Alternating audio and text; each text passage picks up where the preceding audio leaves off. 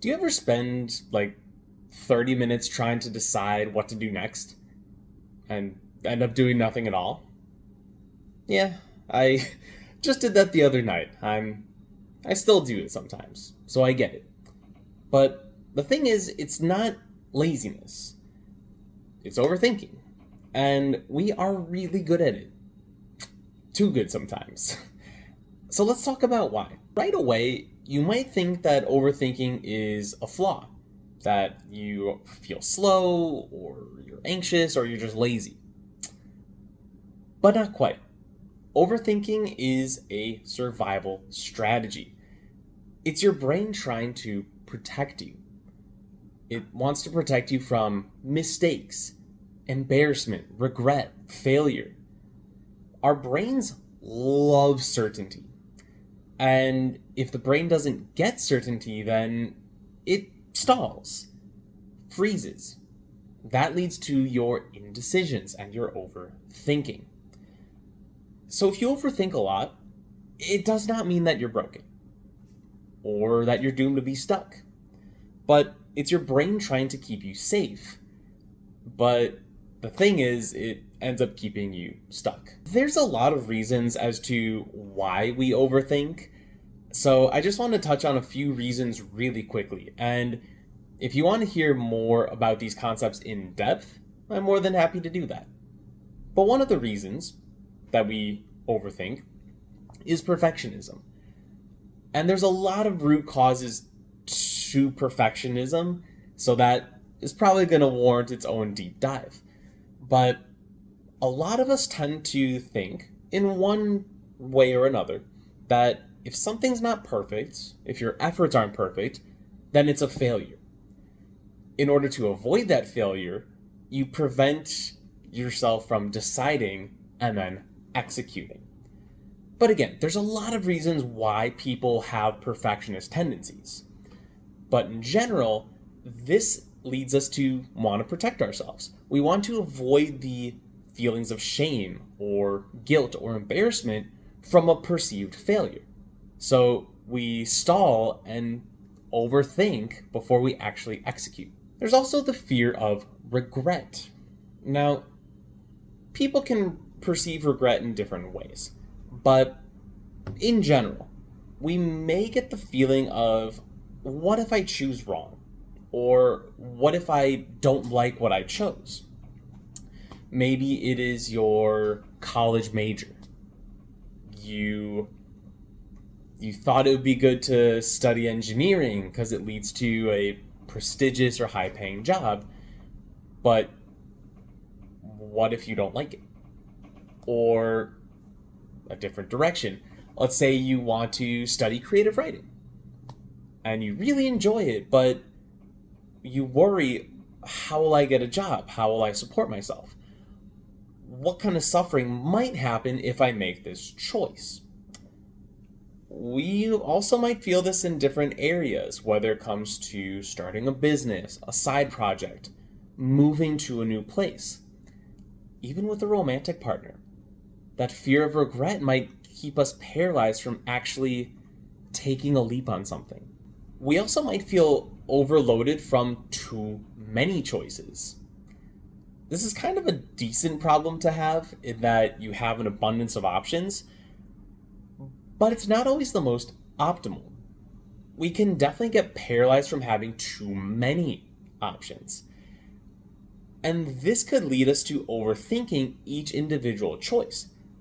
And this choice overload can also tie into regret, in that, let's say you have an abundance of candy bars. I don't know. Think it's Halloween. You have a ton of candy bar options.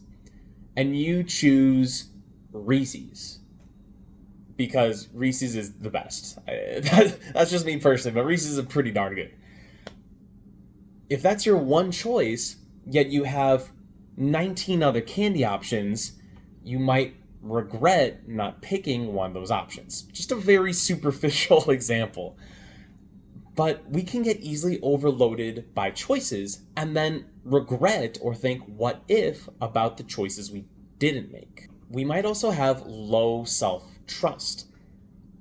That's to say, we might not believe that we can handle the consequences of a choice. Or, even more insidious, you hold the belief that you're not capable of making hard choices. And this can come from a lot of different sources.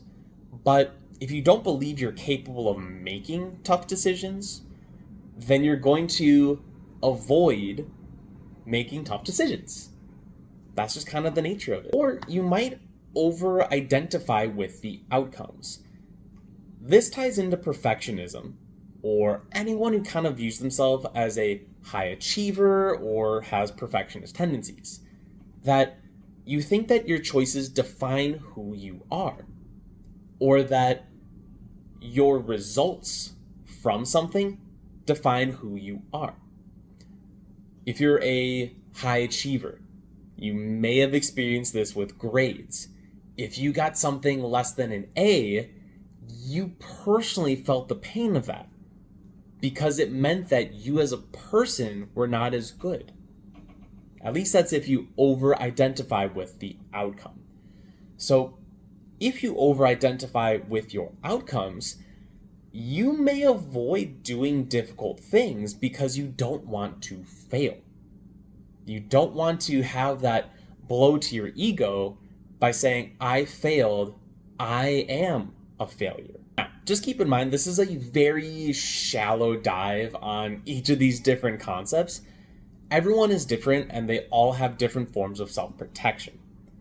But I just wanted to introduce those to kind of give us a broad view of people and how they might protect themselves using overthinking and indecision. And I wanted to touch upon a couple of ways that you can start to overcome that overthinking. Here's a couple of actionable tips that you can use whenever you find yourself overthinking. So, one tool is the 70% rule. And this is to say, if you're 70% confident, that's enough. Take action. If you're waiting to be 100% certain, you will never feel that way. I felt this way a lot when it came to starting other businesses, other YouTube channels in particular. I never felt ready. I thought I needed a camera. I thought I needed a microphone. I thought I needed to soundproof my room. I thought I needed to get a video editor. And it's like, you will always find something to be uncertain about. If you're 70% sure, maybe even 60%, that is enough to just take the next step. If you're waiting for 100% certainty, you will never get there. One other tool you can try is time box thinking. That's to say, you give yourself a specific small frame of time to think about a decision. If you want to set pros and cons, if you want to think about certain outcomes, sure, that's fine. It's a big ask to completely erase the overthinking tendency, but if you give yourself a narrow frame in which you can give yourself permission to think about it, that helps. It's better than spending days or weeks. So you might say, set a 10-minute timer, think about whatever difficult decision it is, and that's it. You can decide and move forward. Now, if it's a truly life-changing thing, it does warrant a little bit more time to think about it. But one thing you can consider is the third tool, default to reverse ability. Now, that is to ask yourself, can I undo this? Is this decision reversible or easily reversible? If it is, don't overthink it. A lot of our decisions are not permanent. Now, let's say you're thinking about moving to a new city. Maybe you want to move to Chicago. You're always welcome. But you have no idea. You're overthinking it. You're going back and forth, back and forth. Is there a reversible action you could take? Well, yeah. How about you come to visit Chicago for a week? Come and visit, stay in one of the neighborhoods, see how you like it, see how you go about your day-to-day business.